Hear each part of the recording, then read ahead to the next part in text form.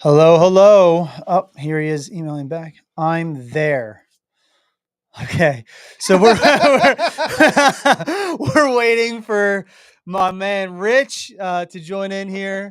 That was the email that he sent us just now saying I'm there and he's not here. So we'll make fun of him when he gets in here. Um, so James Corbett here, Project Refit. I am excited to have another episode. I actually love doing this. I love doing it with Rocco. Pause. You and your Chubb insurance. Yeah, I'm so happy that I did pause immediately. Pause. Yeah, that was needed. But yeah, I love doing this, man. This is one of my favorite things to do with Refit, and outside of all the other great things that we do. We were on the news the other day. Sure That was. was cool. Sure was. Harrison was in there, little baby Harrison. I look bald. I mean, you are bald. I am not bald. Head ass, as Tanner would say. Tanner Montana. Tanner Montana gang, baby. Gang, What's gang. up, dude? He is on Instagram over there. And TJ, his tree in his yard was in there. He just manicured it, actually. Nice. Right before that. He's like, I'm happy I cut my grass. And it's like, yeah, man, looks great. We would have been doing it in the jungle anyway. But it was cool. What else? Dan was on there. Dan, me, and Harrison, and then video or pictures of like Tanner and Pete. What's up, and Austin? So many other guys, Micah, so many other people, man. It was really cool. I just watched the full thing this morning. Your Facebook post, Ma. Oh yeah, Ma. Wait, look, we made it on the news, dude. I laughed. Thing. I laughed so hard when I posted that, and Lisa's like, "Oh my god, I love that you did that." Because it's like it was just funny. Like, Mom, look, we did it. You are not in the waiting room, Richard. Let's try to get Richard in here. Send him another link. Yeah. Use this link, brother. I wonder if do I have a screw up on our invite here? Nope. There's no other link on that one. There's no other link on this one. It's just the restream link. WYK. Oh, you know what? We might have to change the link on the invite now.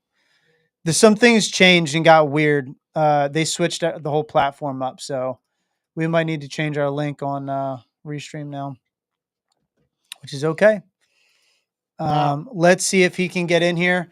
We're having Richard come in, Richard Kaufman. But anyway, yeah. So yeah, I posted that up and I tagged my mom and I was like, "Oh, Mom, look, we made it! Made it on the news." And I'm a nerd, and I thought that shit was funny. I'm happy you found Julian that too. I did. Ma, look. Let me see here. I'm trying to pull up. What are you doing, little man? Look at my ankles. And I was gonna stop him, but it's warm, and my ankles are cold right now. He's like, oh, the dog's licking your ankles. Yeah. That's funny. Where's Restream? The chat, so we can just have it up. There we go. Boop. Still waiting on Rich. He'll get in here eventually. I believe in him. Oh, I don't want to sign it. What? No, I'm not doing that. We'll just do it all right here.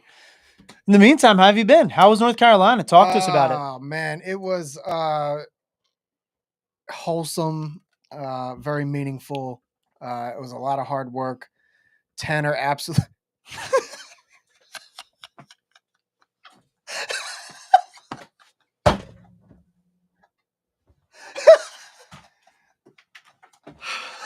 God, Jesus. No, these advertisements on social media gotta chill out. They have to chill out, man.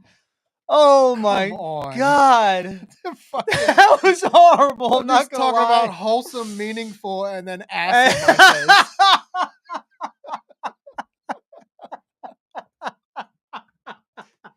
face. Jesus. Wholesome and meaningful. You're so right. You're wholesome. Wholesome. That's There how you was know some the kind of hole. social media listens to you, because as soon as I said hole, Oh my God, that ass. was horrible. It was an advertisement for like what does it say? Tushy classic. Bidet. What does it say? Oh my God, what? It's a bidet. It's Yeah. a bit. Oh, horrible. They even have the word butthole with fresh water. Clean it with. It's crazy that they have that. That is Oh God. all of it's nuts. I Now that's can't. all you're gonna see. Oh God, horrible. I am But so Tanner did crazy good. Like good. he's Back on subject. definitely No. the leader that we needed to start doing things like this. And like I was texting you earlier, I didn't have to step in and do anything. Like it Hell was yeah. just, it was the Tanner show the whole time. He killed it. I told him multiple times, like, dude, you're fucking killing this thing. You killed this thing. It was awesome. Took charge the whole time. It was extremely professional, and um it was three guys in it and chainsaws in a truck That's really cool. driving around and fucking doing what we could do. We met some amazing people down there. We took some pictures with some of the, families that we helped out, and a couple of the business owners that were doing things for their community as well. What I really thought was awesome was all of the progress that they have made there was done by the community. FEMA showed up and they started pointing fingers and telling them what to do, and saying, no, you can't go out here because it's too dangerous, and lock yourselves up. And they ran them the fuck out of town. Wow. And they were like, fuck you, we're going to do this our way. And they have like a tent city down there with a talk and Wow. like command posts, and they send QRFs out to fucking go do shit. And I was very impressed with like the way things were down there, and it was such a great time. And we had, the three of us, I couldn't have imagined it being any better than, us three, unless like it was us three and then you and Dan, Yeah. so it was just a great time. I feel like my back still hurts, Mm-hmm. and I feel like the three of us know just how out of shape we are now. Yeah. I totally get that. I couldn't go. I still have a hurt back right now. I've been nursing a hurt back for about a month and a half. It's getting to the point where maybe I should, see somebody about it. But Yeah. Richard,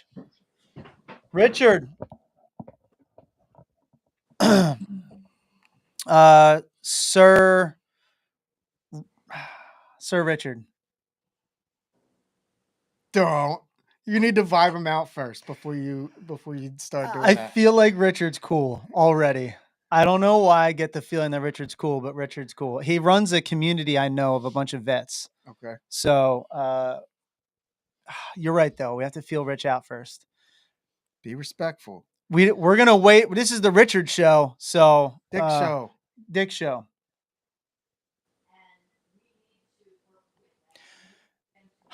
Show Dick. It's the show about Richard. Where's he at? That's what it is. I'm an infantryman. You can't have a name like Dick Kaufman and me not say anything. Sounds like Coffin. Yeah. Put him in a coffin. I already like the dude. Yeah, I do too. But we don't even. We saw his face pop up. Dick, you got to stop taking a shit, bro. You're on live. You are literally on a show right now. We're just gonna keep on going.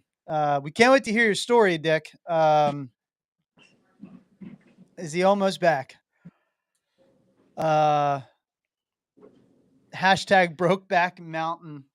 Oh, look at all the comments we were missing. Yeah, that's funny as hell. Oh, wait, we hear noise. Can he hear us? Hold on, guys. I'll be right there. Oh, right, there's Dick. Let's go, brother.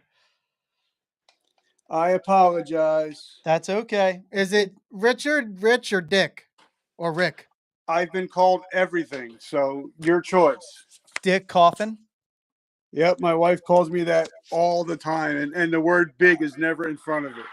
Oh, well, let me be the first. I will literally call you Big Dick for the rest of my life.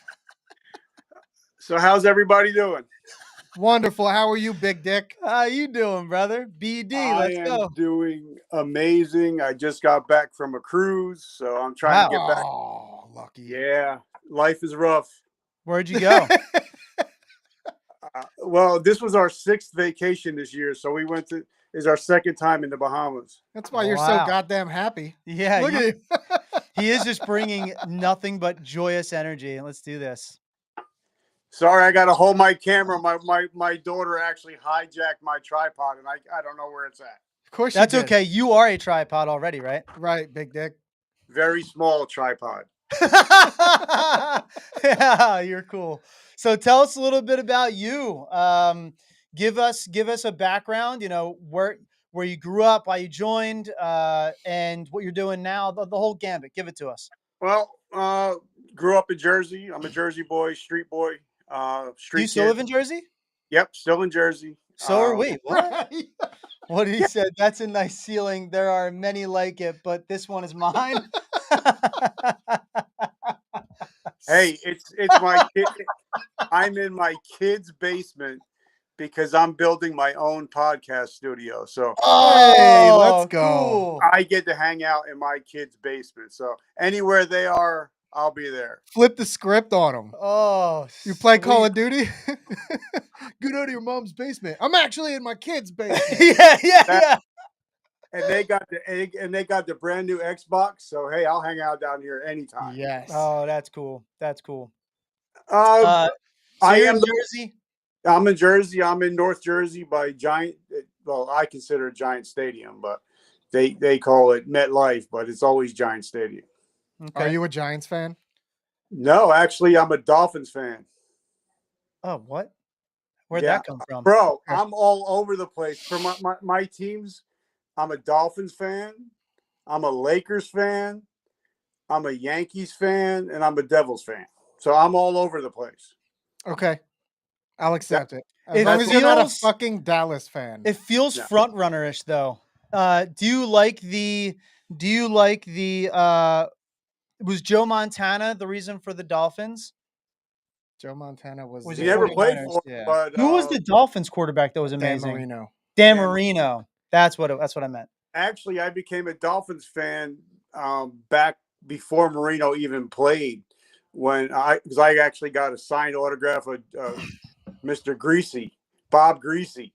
So that goes back to the 70s. That's how fucking old I am. Damn, dude. Oh my God, yeah. Does your back hurt Yeah, all the time. And my knees. and your knees? All right. Old Dick. Yep. That's right. OD. He's in North Jersey. He was saying, what's your address, social security number, credit card? We got to make sure everybody knows everything about you. Well, my credit's so bad they won't take my cash, so you don't want that. Says the guy that went on 6 vacations this year. Right. So your wife's why the his credit's breadwinner, I bad. guess. Yeah, that's why. That's right. I'm a trophy husband. That's it, baby. Let's Yeah. go. All right, so we're back to BD. That's cool. All right. For you, so you're from Jersey. You got a sugar mama. Let's go. Let's hear about Yeah. your story. Well, I'm a retired disabled vet. I was the worst soldier you'll ever meet. Cool. I got thrown out of the military for being a drug addict. Damn. Got back in. Almost got thrown out for a second time, but 9/11 saved my life. And I went from being the worst soldier to winning Soldier of the Year. Dang. And eventually doing 23 years until I got hurt and lost 80% of my vision. That's why I got to wear these stupid birth control glasses. Damn, dude. Way to come at yourself again. All right. This is, Bro, I'm already enjoying this. I keep it real. I guess that's why I'm able to do what I do, because I'm 100% real. Damn, love that. By the way, to answer your question, Dominic, Rich, so during this podcast, we will answer questions from people who are jumping in. And we like to get them involved, and they might ask questions, they might make jokes, and we're gonna just have a good time and talk throughout it. But so we're from South Jersey. We actually have Dominic. I'm talking to you now, brother. We're in South Jersey. So our base is actually at Audubon Fire Department. That's where we're set up at, our truck and our trailer over there. It's under repairs currently, and it's actually given us time to plan out next year, 2025, all the retreats that we want to do and the fundraising events, and hopefully get some more volunteers indoors and doing more fireside chats locally and connecting people. So if you want to do anything like that, reach out to us. Anytime you want me to take a road trip down to South Jersey, that's where my whole family's from, is down from South Jersey.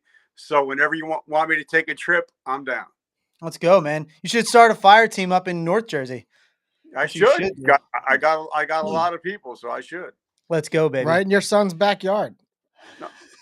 Yeah, pretty much. So I can hang out in his jacuzzi, right? That's cool. So what'd your son do?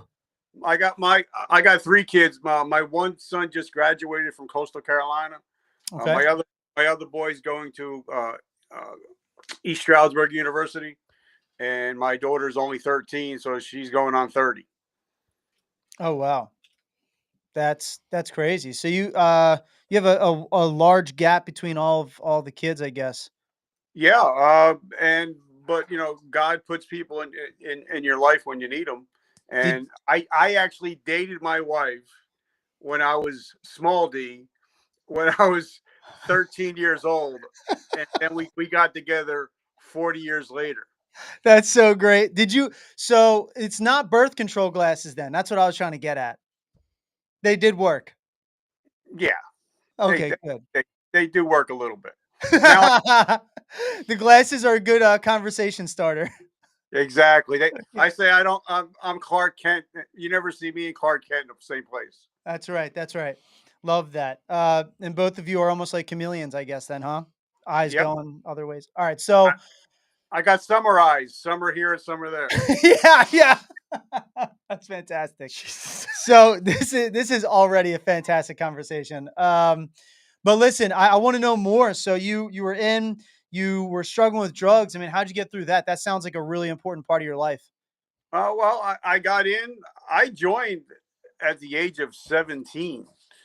Okay. So it was either go to jail or join the military, and I happened to do both while I was in. And I got thrown out for being an addict. And I did 2.5 years until they finally threw my ass out. I came back home to Jersey, the streets of Jersey, and almost went to jail for 5 years for robbing a police officer. Wow, man. But he gave me a break. He said, you can give me my money back in 24 hours. And you have to hit 90 meetings of AA in 90 days. So I got his money back, and I haven't had a drink since 1989. Damn. Wow, dude, that's incredible. But I was still an asshole. I just didn't drink, but I was still an asshole. That's cool. Were you funny at least? Oh yeah. I was always the life of the party. Because of my ADD, I have very quick wit. So I always, even if I ever got in trouble, I always got out of it just because my personality and because I have such quick wit that I can get over on anybody, but we still have a good time. I can tell you, go fuck yourself, but then it'll also be bless your heart.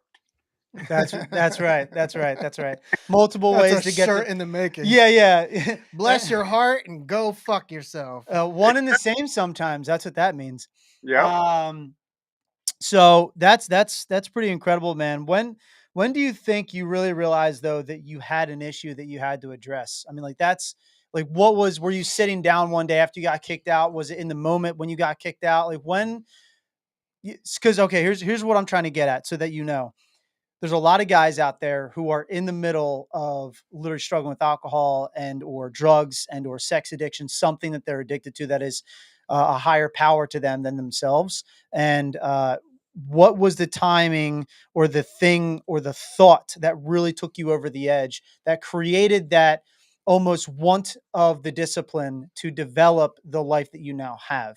Because at the end of the day, it comes down to the discipline to be able to stay sober and stay focused on a better life. So what was the pain, the thought pain that brought you to that? Well, and I tell everybody, I've been on over 1,000 podcasts, and so when I talk about this, I have to preface it by saying there's a difference between being dry and being sober. And Right. my being dry is you don't drink, but you're still an asshole.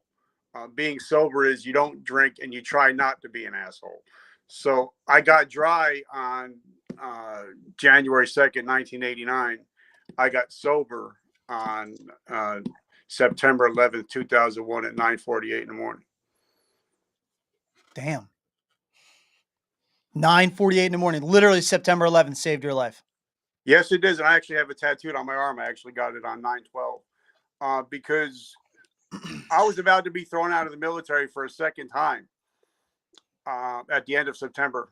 But, being from where I'm at, if I stand on my front porch, I'm overlooking where the Twin Towers once stood. That And is, I hate laughing while you're talking, but that was just fucking hilarious. there's a guy, he's a Marine. And we commented back to him, a Marine, oh boy, we love you, some bitches. And he said, I love crayons in response. So it's almost like I love turtles. Yeah. But he said, I love crayons. Like that's how we all read it. And I know that's how you read that shit. Sorry, but please keep going. So September 12th is when you got it tattooed on you. Please yeah, keep going. so actually, I knew at least 13 people that were in the buildings that day that didn't come home. Oh man. And then when we watched them pulling bodies from the Pentagon, that's when I literally broke down on my couch and I cried out to the Lord. I said, Lord, uh, I wasted my life. If I'm 27 years old, been thrown out of the military, got back in, about to be thrown out again.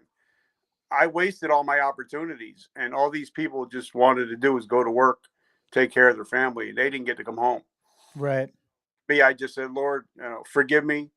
I don't think I have another chance of saving my career since I got 8 Article 15. So I don't think I have a chance of saving this, but I actually called my company commander and my first sergeant, which they're still great friends of mine now. And I actually begged them to keep me. And they said they saw something different in me. And they kept me, even though they busted me back down to E1 again. Within 3 years, 1 soldier a year, non-commissioned officer, all that good shit. But if it wasn't for 9/11, I wouldn't be sitting here today. Amazing. Wow. Okay. That is actually amazing. I'll tell you what's happening in my mind to say that is amazing. So, such horrible tragedy. There really were bright spots throughout the world, probably from that time and from such a horrible tragedy, and really shows resilience of people, but also like the American spirit. Because in reality, you wanted to fight and you wanted to fight back for those people that lost their lives, and that was your driving force to change your own life. So their deaths were not in vain, right? So there was definitely lives saved at the same time, and that's incredible. That's a My goal beautiful thing. from that moment on has been to help people that can't help themselves. Great, And man. that's why I wrote the book. I started the podcast. I started speaking. It's all because of just trying to help that one person. I can't help that 30 million people that I want to help this year if I don't help the one. So I just focus on the one. Yeah, that is incredible. And Dominic actually just said that is a truly amazing story, bro. So it is inspiring, and that's a great to lack of a better term or phrase, it's a great reframing of that event and another way to look at it, so that really helps out even people who probably still look back on that and struggle with it. Like, man, why did such a horrible thing have to happen in our nation's history? And, at least there was goodness that came out of it and beauty that came out of it. So that is pretty inspiring, actually. Wow. I don't even know what to say beyond that. That is fucking amazing. So what since then? So you Well, did your duty. You got out. What was your next move? actually, I planned on doing 30, but I got my head run over by a Humvee, Whoa. and I lost 80% of my vision, and they said, "You can't see, you can't shoot. We don't need you." What Discharged me on Labor Day 2012, and that was the day that I attempted suicide. I'm sorry. Just back up real A quick. lot to unpack there. Yeah. You got ran over by a fucking Humvee? Well, what happened was, during this time, I moved to New Jersey. I get back from South Carolina to New Jersey. At this time, I'm working at GNC.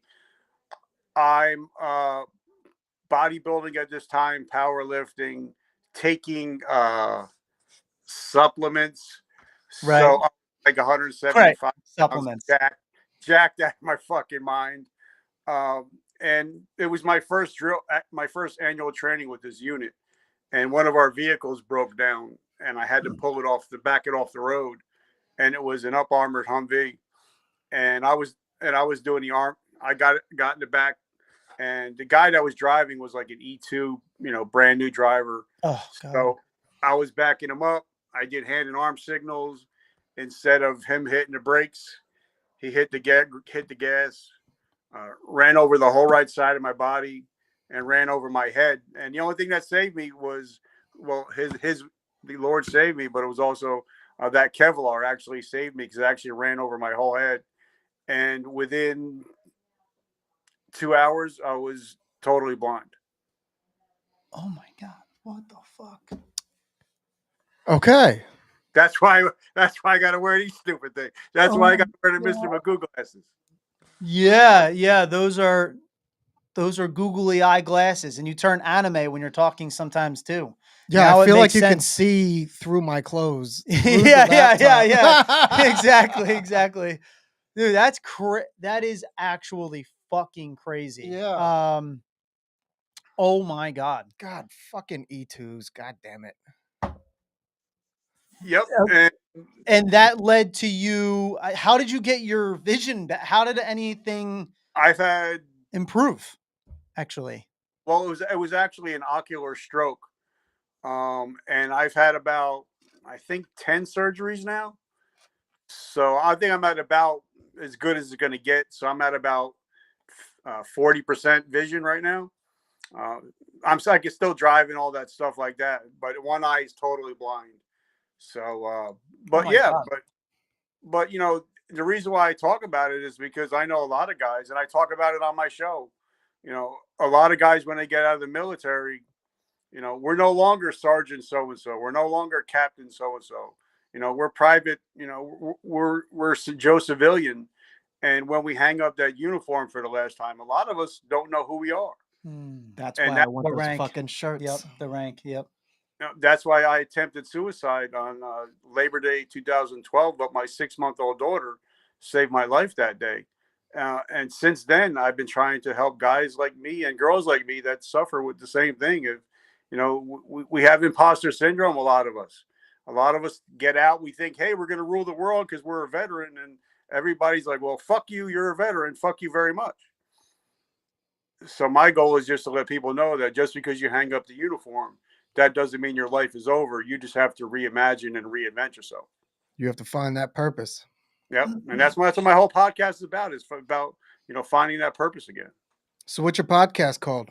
It's called Vertical Momentum Podcast. We're still small. I think we only got like 3 million downloads or something like that. I mean, we're 1,300 episodes. So, we're still kind of small. We're still growing, but I have fun doing what I do. That's what it's all about. So you have a suicide attempt, and you said your 6-month-old daughter saved your life. Take us through that. Well, in a way, I mean, what happened was, when I was on the gates, when I was at Fort Jackson, I always seen these Dodge Ram 1500s coming through the gate. I'm like, fuck, I want one of them. So I got one, and I got it all pimped out. But once they told me that you're no longer Sergeant Kaufman, that's what hit me. When they said, well, you're no longer Sergeant Kaufman. And they took my ID. And I'm like, well, if I'm not Sergeant Kaufman, who am I? Who's Richard? I don't know who Richard is, because it's always been wrapped up in being Sergeant Kaufman. And I think a lot of you guys can relate, because if we ever got pulled over It was always we never showed our license. It was always our military ID, and that's who I was until they told me I wasn't, and I was scared because I didn't know who I was. And the scary thing is when I talk to people about, they say, "Well, why would you try to commit suicide?" I was like, "I can't see." So I lost my career. I lost most of my vision, and now that I'm going to be unemployed for a while, it's going to take a while to get money from the VA and all that stuff. I could go bankrupt. My family could lose their house, but if I take my life by midnight, she would have a couple $100,000, and that was the deciding factor. So I got in my truck. I called my wife, and I knew I was never going to talk to her again. I knew I was never going to talk to my wife ever again. But we were supposed to meet her down the shore. We were going to stay down for the weekend for Labor Day. I told her I was on my way. I love my kids. Tell her I love them. My goal was, to get the truck up to 100 miles an hour and put it on cruise. And where it goes. If I hit one of those concrete pylons, I'm done. But at least my wife will get a couple $100,000. So that was the plan. But like Mike Tyson says, everybody has a plan until you get punched in the mouth. So I got in the truck, got up to 100 miles an hour, put it on cruise. Now, I'm a metal guy. I'm a heavy metal dude. For some reason, I put on country music. I don't know why. It was music to die by, I guess. Yeah, actually. And there was a song, I think it was I might be wrong by the artist, I think it was Clint Black. And there's a song called I Saw God Today. And it talked about what it was like seeing his daughter for the first time through the glass at the hospital. And it brought me back to remember I was the first one to ever change my daughter. I was the first one to ever feed her. And I had a choice to make because as I'm listening to the song on the like those little reflectors on the side of the road, I hear click, click, click, click, click, click. So I know I'm like 5 seconds from death until I saw my daughter's face. And that's when I turned the steering wheel and got on the side of the road, called my wife, told her what I was thinking about doing. And she was pissed off. A Sicilian, New Jersey girl, pissed off. But I told her, I said, honey, I need help. If I don't get help, I'm probably going to eat my gun when I get home. And she said, don't worry, I got you. I couldn't get an appointment that day, so I got an appointment that Tuesday, and I've been in therapy ever since. But I think if it wasn't for that song and if it wasn't for my daughter, I probably wouldn't be here today. And that's when I made the decision to help people that in the same situation that I'm in, because there's, we're losing up to 25 to 50 veterans and first responders a day. Yeah, man. And yeah, so via that my Duke goal. study, right? Yep, and Yeah. only 50% of suicides are reported. That's right. So yeah, look at and that, also the 100 a day. yeah the that Duke study that you're referring to right now, so everybody understands so they can track what you're saying. And I want to get right back to you.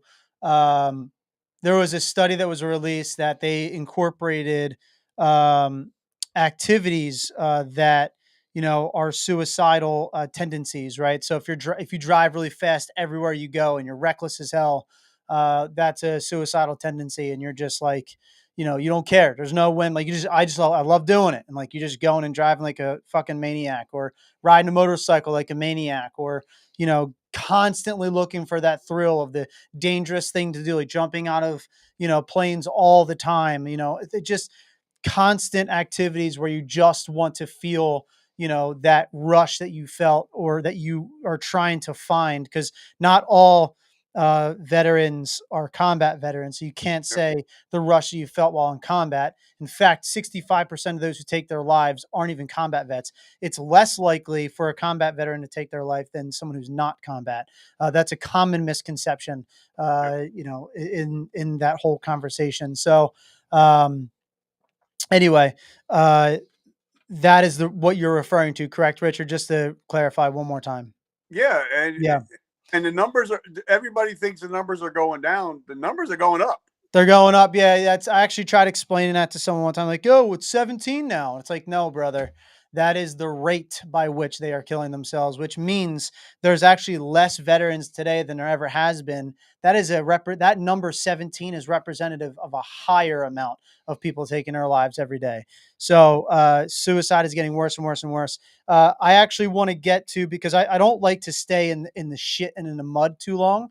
So I want you took us there. You took us into the mud, which is important to understand. Now, take us through the importance of taking accountability for yourself in your life. Take us through those really hard truths you had to come to and realizations you had to come to change your life entirely. Because I know that is what you had to do. And real quick, I do just want to thank you for sharing that. That was Heavy. that's what all of this is about. And that's a very private, personal moment that you just shared with all of us, and I appreciate that. Generally on our fireside chats, that's what it takes to get other people to open up. So that's right.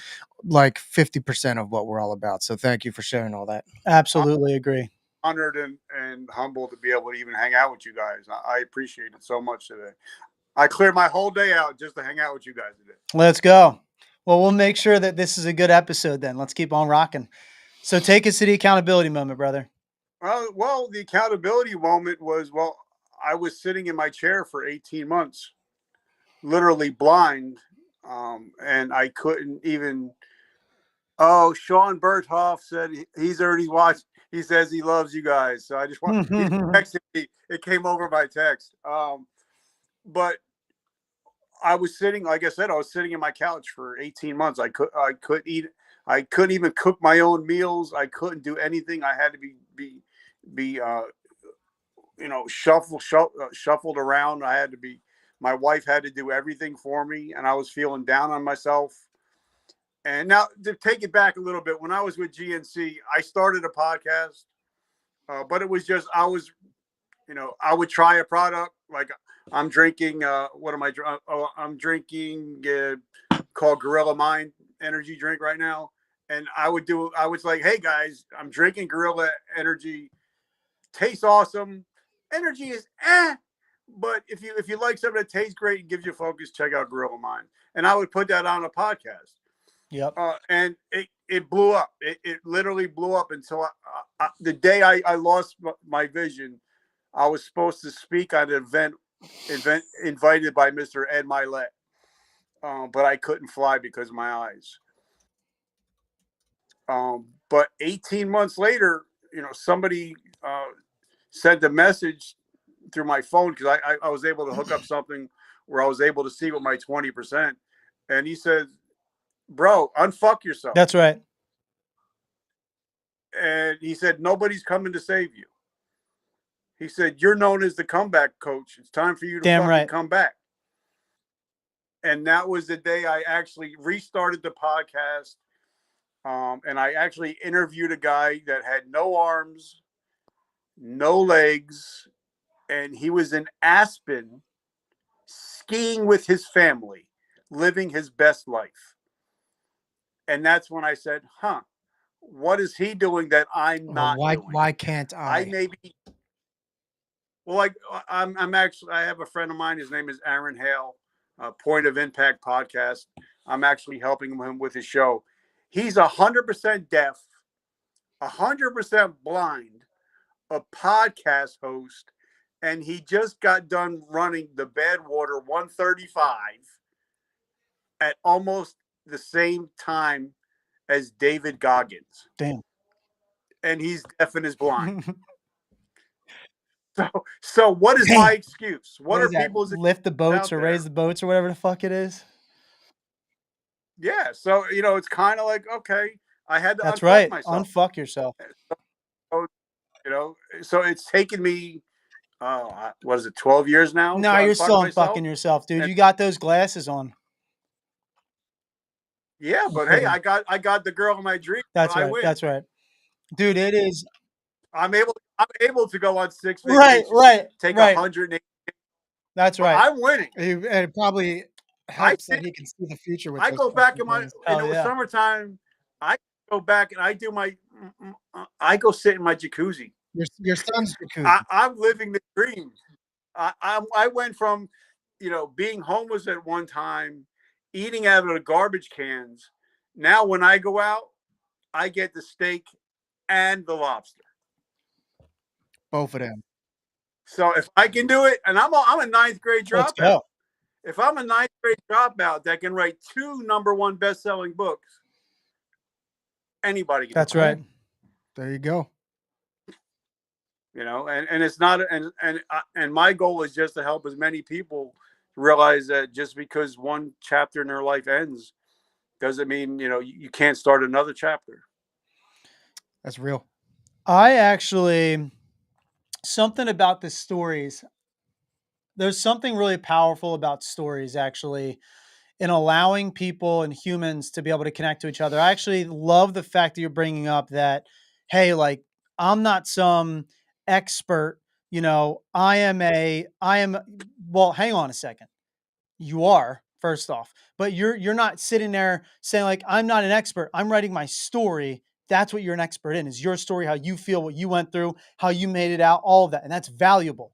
The thing is, we seem to constantly diminish ourselves and our own experiences by comparing it to someone else and saying like, oh, I don't have like this or that or this degree or that degree or that. I have nowhere to speak for myself. It's like, that is not true.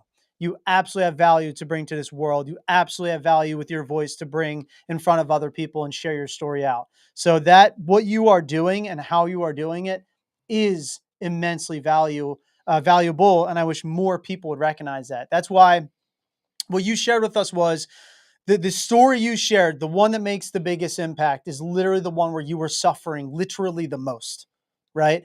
And that is the best story for you to share with other people. And I wish more people would take the mindfulness component of their lives and are going through the worst points of their lives. And then recognizing in that moment, hold up, this is going to help someone one day. I just had to do that for myself recently. I was like, you know what? I'm going through one of the roughest moments in my life with this organization and with a bunch of things actually going on. And I know it's going to help someone out one day. I know how I get through this is going to be the template by which I share with someone else to get through their tough time in their life. So if we thought about in the moment how our lives can actually impact other people's lives, we would be much better off and probably see an immense decrease in suicides, I believe, Absolutely. if we had more dialogue opened up between people and stopped shoving it off and outsourcing it only and exclusively to therapists and psychologists and psychiatrists. That's not real. We have to talk to each other. We have to have community around us. And every single one of those professionals would agree with that, by the way, because where are you going to share and practice the things you learn? And I agree. Like I said, I'm a ninth grade. I don't even have a GED, but I've read over 6,000 books and had over 1,300 interviews with professionals. And I realized that when an adult acts out, it's normally because of trauma from the ages of 3 to 13. Then you add alcohol or drugs to the mix, not all the time, or you add military to the mix, and it becomes a perfect storm. And nobody can tell you how to get out of the perfect storm unless they've been in it. Like, I see a therapist, yes, but I have my own fire team where I know if I'm struggling, I'll reach out to my amigos, and I know they're going to tell me, I got your back, bro, but I'm going to lift you up. We're going to get on track together. So I think that, we have to, in order to unfuck ourselves, we have to be honest and say, guys, I'm struggling. And even though whatever I got going on, books, speaking, podcasts, about 2 months ago, I almost took myself out again. And I wrote about it on my Facebook page, because it was the day after a friend of mine took his life. And I talked to him like a minute before he took his life. It's really rough. And I thought, if I can't save him, then there's no hope for me. And I told my wife, and I said, honey, I can't take it. I'm going to end it all. She said, no, you're not. Get into bed. And she actually held me for like 3 hours. And I just cried and cried and cried. And I put that on my social media post the next Yep. day. So people know, Rich is vulnerable. He's just like us. He's not any different than us. So people reach out to me, be like, hey, I read that post. I feel that same way. Can we talk? And I'll always get on the phone and talk to somebody, because I would rather spend 3 hours listening to your bullshit than 3 hours listening to your eulogy. Yeah, I actually just had a very similar thing happen. A buddy of mine took his own life a couple weeks ago, and his family was super nice, and his wife and everything. And I contacted them. They talked to me, and we were talking to each other. The one thing I kept on saying is like, I don't think anyone tried harder than you, and like, please don't like take this burden onto yourself, et cetera, et cetera. The way I view what we're doing here at Refit very much is, and Wade actually is joining in with me in agreement on this, and I'm sure you will too, is this is a real war that we're fighting. We don't look at it any other way. We are actually fighting a real war here, a psychological war, and everybody needs to be all hands on deck, right? There's too many people that are sitting in their they're wallowing. They're victims to their minds, right? They aren't trying to get to the point where they get to control their thoughts, become victors over themselves, right? That's why that concept of, Vincet qui sait Vincet, which is he conquers who conquers himself, is so important. Or as actually Plato put it, is the greatest victory is the one over yourself.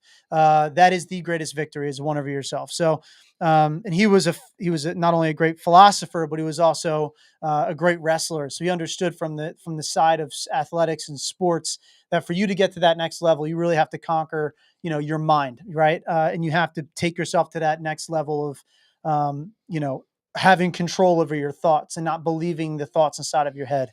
So, I hope actually that, Richard, you continue to share your story and you never have another moment where you're going to take your life. Your life is already too valuable to do that. Everyone's lives are too valuable to do that, by the way. But I mean, you have proven beyond a shadow of a doubt in your life that you are valuable. You're helping us. You're helping people listening right now. I know Dominic he already said that your story was inspiring, that your story made an impact on him. So, I mean, that is immensely valuable immediately. So yeah, absolutely. Like, you are doing it. You are valuable. You can't see my face totally right now. But like you're what? Oh, Chris Carr. Oh, so sorry. Chris Carr is one of the original co-founders of Refit. I love you. He kicks doors down for people.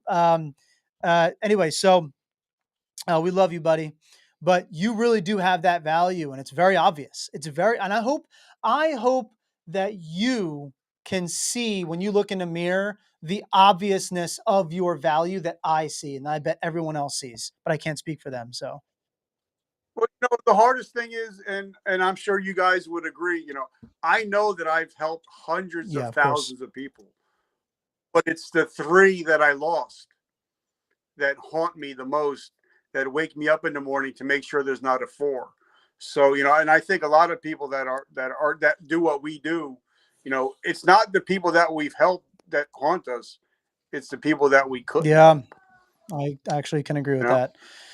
I feel that in my bones, especially like I just said to you, like recently what happened. I have a meme that I want to share with you real quick. I'm going to share it with the whole crew. This is one of my favorite memes ever. Yeah. And I'll tell you why this means so much. I believe, and actually it's a great argument for something that I like to constantly say. So in the first slide, it says, "I suck."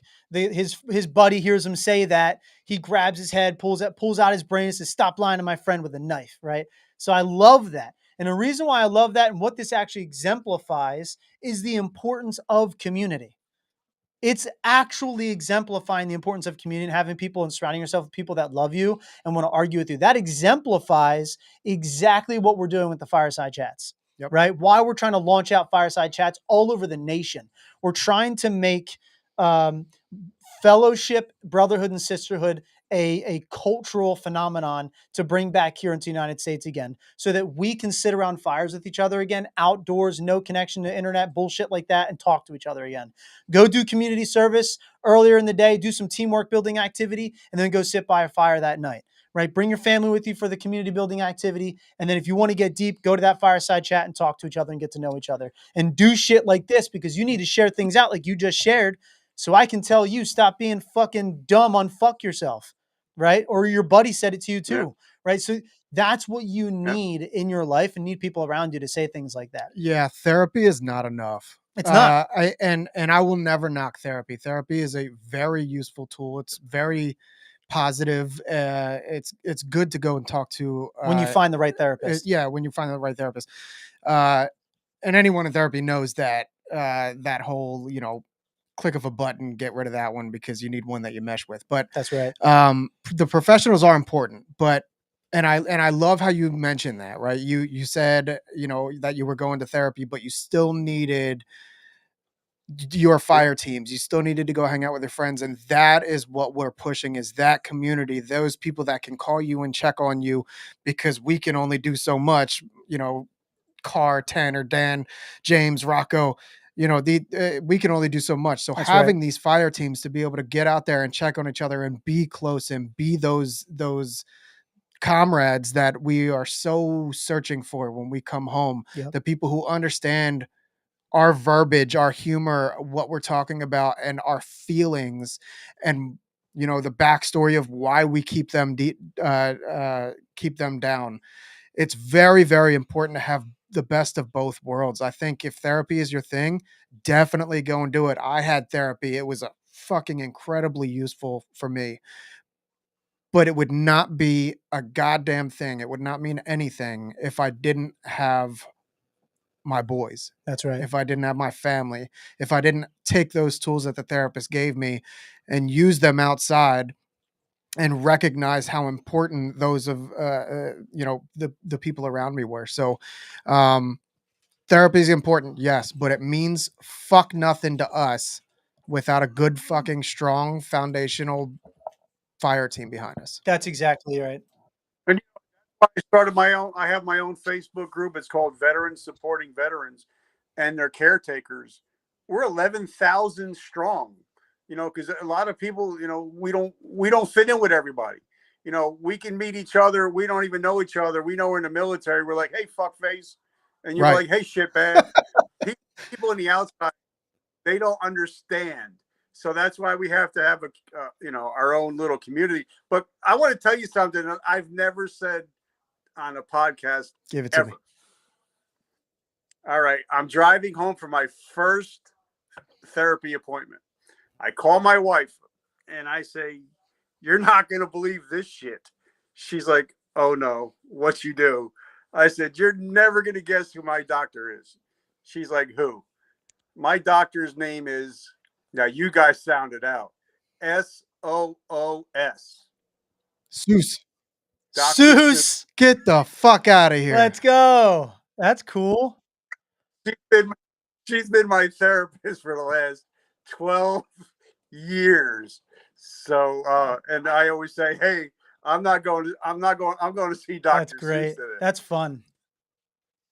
That's awesome. So, and I go to, I'm actually got an 8:30 therapy appointment tomorrow. And I asked my wife, I said, what do you see that's going on with me mentally? And she wrote, a couple of notes down I have to talk to my doctor with. So you have to be honest, brutally honest. The people around you, they might be seeing stuff that you're not seeing. So that's just somebody out there, if you're honest with your spouse, ask them, what are you seeing? Am I sleeping too much? Am I not sleeping enough? Am I getting real angry? Am I, forgetting stuff? Make sure that the people around you are not just yesing you to death. And make sure you don't have any of those guys that are around you. Man up, bro. Because man up, bro, is killing people. Well, let me give you an argument back as to why I don't agree with that fully. And I'm going to use it in an example right now. So Dominic, you said that you have a Zoom appointment tomorrow with the VA rep for my PTSD. It's hard for me to talk about things that happened. I feel weak when I talk about it. Am I crazy? Listen, man, you're not crazy for that. And you're not weak. You are not weak for that. You have to man up, bro, and talk about your shit with her so you can work on it. That's the fight you got to be in, and you have to do that. Right? In that instance, in that context of manning up, that's the way you use it. That's the, and I genuinely, by the way, Dominic, I'm not using you as an example. I actually would say that to you anyway. Just like all of us would at Refit. That is the fight. That is the thing you have to do. So actually, let me show something real quick. Oh, my back is so fucked. While he's showing you whatever he's going to show you, the bison. I'm going to talk about the bison. Okay. So one of the things that we talk about constantly, and I do want you to go, I'm sorry, but one of the things I want you to think about, Dominic, we actually go out to bison ranches. And one of the things about bison, it's a really cool fact. So, and it's a really good analogy for why we're saying man up and go through the pain. Bison it's one of the few, if not the only cattle animal that when a winter storm is coming in, they go literally into the storm and they get out of it sooner because they're going through it. Cattle run away from like cows and such run away from it and they die in the storm. And that's exactly what it is. The only I meant to say, because like a lot of time we're taught in the military, just shut up, drive on, mission first. And the only reason I mentioned it because one of my great friends, his name is Sergeant Major Mario Fields. He says that when he goes, and I think when he just retired, but he would show up in full uniform to his therapy appointments, so the privates and the PFCs can see him go. Got it. That's a really and leading by that's example. Really cool. That's by saying, man up. Yeah, that's really cool. I mean? Go ahead. What are you gonna say, Rocco? No, I just want to reiterate the thing you said about it's hard for me to talk about things that happen. I feel weak when I talk about it, and I'm gonna be 100% honest with you. I went through a similar thing, and I found out that it's way easier to hold it in than it is to talk about it. Yeah. So the weakness that you're feeling, this pressure that you're feeling, just let it go. You got guys like myself, like Dick Kaufman over here, like James, that want to hear all of this shit. Like you're much stronger. You portray much more strength when you do talk about it instead of just holding it in, letting it succumb you, and inevitably, hopefully not doing something that you'll regret. Reese, I love you, man. Thanks for showing up. Another thing too to say, Dominic, for this side of your mind that might be saying this side of your mind that is saying that when you're showing the vulnerability and you don't like the people, and I'm just speaking, I'm taking a guess here because I am this way. I'm going to speak from what I don't like.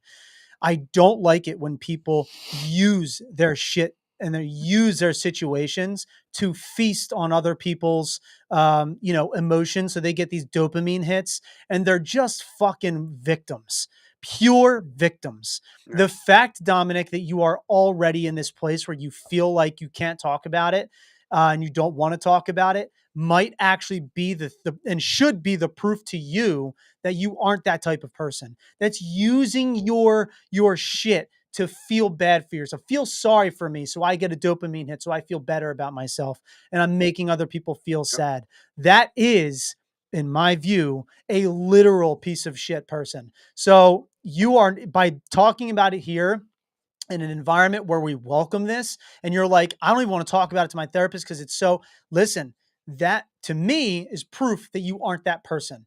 You are the kind of guy, you want to work on your shit. You just don't know how to approach it effectively. And this is the approach. Just do it. Go be like Nike and just do it. Open it up, rip off the Band-Aid and say that crazy shit. We are not endorsed by Nike. We are not endorsed by Nike. And if they want to sponsor us, they can. But Dominic, also, if you want to share it first with a group of veterans before you share it with a therapist to work on it, we would gladly welcome you to come out. Since you're in Woodbury, bro, hit me up. Like we'll come sit down with you. We'll host a fireside chat. We'll make it fucking. We'll show up to your house. I bet you Rocco would come with me, and we would literally drive over, sit down with you in a backyard in a fire pit, and have a conversation. I would do that tonight. I would live right around the 100%. corner from you, bro. Would I live in 100%. Runnymede. I'm 4 minutes from the Deptford Mall. We've done, by the way, this is not out of the ordinary for Project Refit. We have done things like that before. We literally show up and hang out. We're down. So that's the motto. Yeah, we show up. So and I do I want to get back to I can't hear you guys. Oh, Dick lost us. We didn't lose you, Dick. So I'm blind and I can't see and I can't hear. Oh no. Oh shit. Oh no. But I do, Dom. I want to figure this out so we can get back to this. But I want you to message a page, and I want you to get a hold of me specifically because I am so close. Because I do want to talk to you, and I want to help you be able to open up a little bit better, if possible. So, message the page. I'll get right up to you, and we'll get in contact with each other. Nope, I'm good. I'm back. There he is. So, Dick, your face is back up big. So, Dominic, that makes sense that you can remember that day better than like any other day, than everyday shit, because it's always on your mind. That is PTSD. Like, and the way you get through that is by doing the thing that you're avoiding. Really talking about it in a constructive manner, in a way that lifts you up so you can move forward with it, right? To identify why is that event fucking me up so bad. And that's something that you have. So if you want to just open up to us, we would love to listen to you 100%. Even if you go on a panic attack, we'll just breathe with you and sit with you with mindfulness and shit. We're not going to stray away from that. That's normal. When you're talking about the craziest shit ever and you start to have a panic attack about it, that's actually normal. So it's like, yeah, we'll sit there with you. So, and you'll go through pain and it sucks and it's hurtful. It really hurts and everything. And then we'll literally sit there the whole time with you. But then the only thing we require is you do bring it up to your therapist or your psychiatrist from the VA, right? And then you actually get tools to work on getting through it. And then we'll be there for you to work on it. And you can work on it and shit with us, right? Practice. Practice makes perfect. And that's what the whole community is about. Just supporting people and supporting each other where we're at. And you don't have to be, by the way, for everybody else, you don't have to have PTSD or have something that you struggle with to be a part of the group. You can literally be anyone and just be there for others. That's the point, is to have dialogue, open dialogue and conversation. The roots of all of it. It's the community. So yeah. Please don't shy away from being a part of Project Refit if you don't have anything fucked up about you. Like, I'm not missing any limbs or any parts of my memory or and I don't have reoccurring dreams of some bullshit that I've done.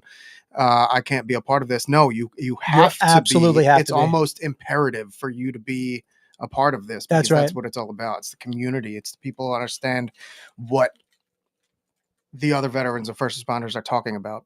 It's also true.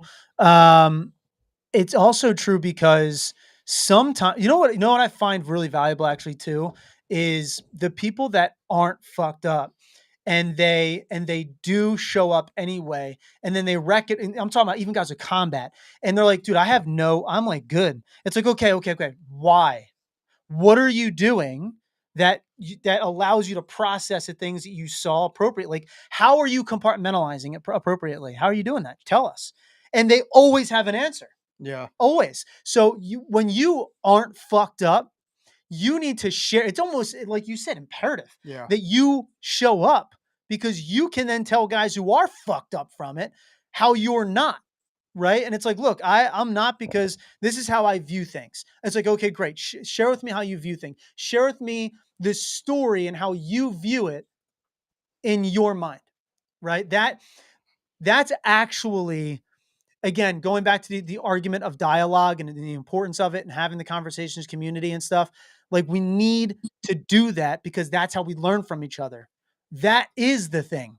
It's exact opposite actually of what many individuals in the stratosphere of universities and such would say, like they're afraid of people having these open conversations. We're not. We want you to do that because that's where the healing happens. We've been doing it for hundreds of thousands of years, arguably, and we've made it this far. So it's through storytelling and sharing stories. We need to do that with each other and lean on each other. Going right back to that meme. So going right back to the fact that Dick Kaufman showed up today. It takes much more strength to actually talk about it than it does to keep it down. 100%. It doesn't show weakness to talk about the things that are fucking you up. Yeah, 100% agree with that. 100% agree. All right. Great episode, man. Wow. Dick Kaufman. Big Dick Kaufman. And, now I want to have you guys come on the show. And way we can have a great time like we had today. Yeah, absolutely. But before we go, what do you got? Any final thoughts? Anything you want to share, Rich? Absolutely, Dominic. That's why we do this shit. Hit us up, message our page. We'll get in contact with you. Actually, Dominic, email me, and I'll make sure I link us into I'll make sure that I link you. Email me your phone number, and then I'm going to create a chat between you, myself, Rocco, Dan, Harrison, a few guys from the area, so we can all meet up at some point. Even if it's tonight, I'd be down. I think I am available. Actually, free. Yeah, let me check real quick, bro. I'm so down. I can cancel what I got tonight. I'm actually looking forward to this. But anyway, yes, Rich, please share with us any final thoughts you have. Well, I actually every year, I think it's going to be in September this year. I hold my own mental health summit. It's called Today I Decide. And what that means is the three most important words in the English language are today I decide. Today I decide if I'm going to be a victor or a victim. And everybody that's listening, you have the choice. You can be a victim or a victor. And that's why I wear this shirt that says I win. And I choose every day to be a winner, and I refuse to let PTSD take me out. So guys, if you're struggling today, just remember it's your choice to be the victim or the victor. And if you want to be the victor, then make sure you hang out with the guys from Project Refit. Amen, brother. Appreciate you saying that. That's Wade loves saying that shit too. Wade's one of the leaders in Refit as well, and a major success story in Refit as well too. And he says that shit all the time. I love it. I love it. Victor or a victim, it's your choice. All right, brother. Thank you so much, everybody. Thank you for joining us. Dominic, email us. All right, I'll see you, everybody. Thank you so much.